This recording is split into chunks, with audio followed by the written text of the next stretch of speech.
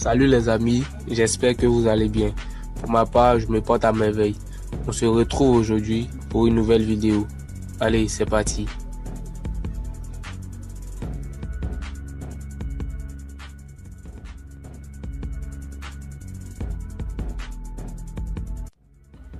Le quotient intellectuel, ou QI, est le résultat d'un test psychométrique qui entend fournir une indication quantitative standardisée de l'intelligence humaine.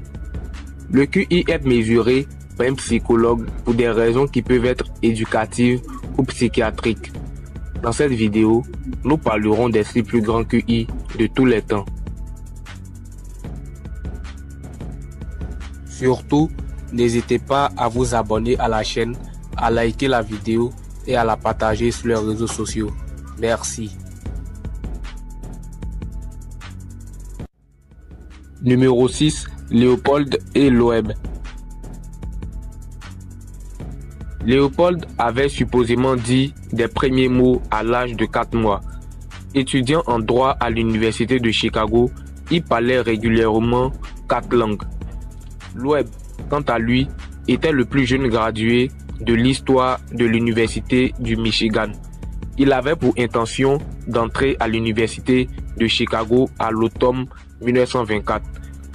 Léopold et Loeb avaient un QI estimé à 210.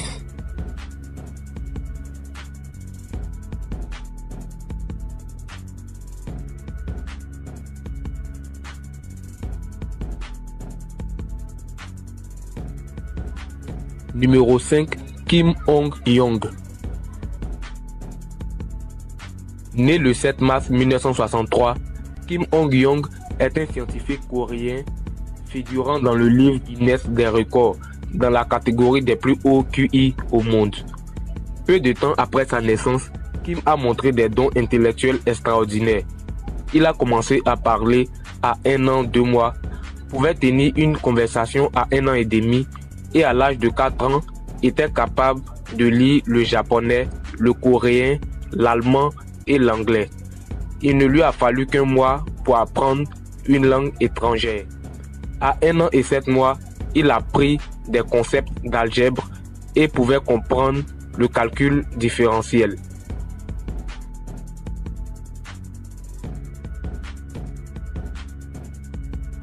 Numéro 4. Terence Tao. Né en Australie en 1975, Terence Tao a dès son enfance révélé sa sensibilité et son intérêt pour les chiffres, ce qui lui a valu d'entrer à l'Association des enfants surdoués d'Australie du Sud. À l'âge de 7 ans, il a appris le calcul par lui-même et a écrit le premier livre de sa vie. À l'âge de 24 ans, Terence Tao a été nommé professeur à l'Université de Californie de Los Angeles. À 31 ans, il a reçu le prix du génie de la Fondation MacArthur et la médaille Fields, l'équivalent du prix Nobel pour les mathématiques.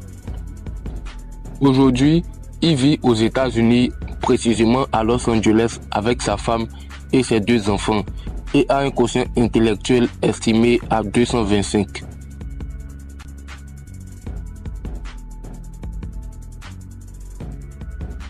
Numéro 3. Chris Hirata. De son vrai nom Christopher Michael Hirata, il est né le 30 novembre 1982 à Michigan et est un cosmologiste et astrophysicien américain. À l'âge de 13 ans, il a remporté la médaille d'or en 1996 à l'Olympiade internationale de physique. En 2001, il a obtenu son baccalauréat et en 2005 a obtenu un doctorat en astrophysique à l'université de Princeton.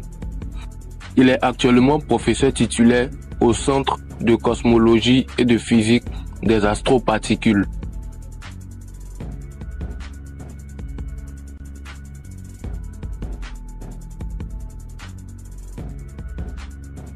Numéro 2. Marilyn Vos Savant.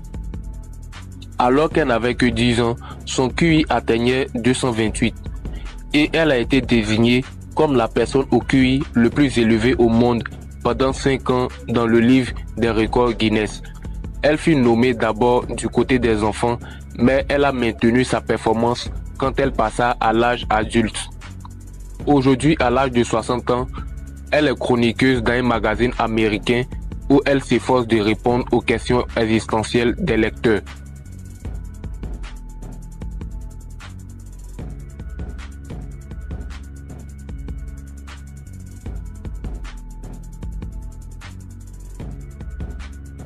Numéro 1, William James Sidis. Il était exceptionnellement doué pour les mathématiques et les langues.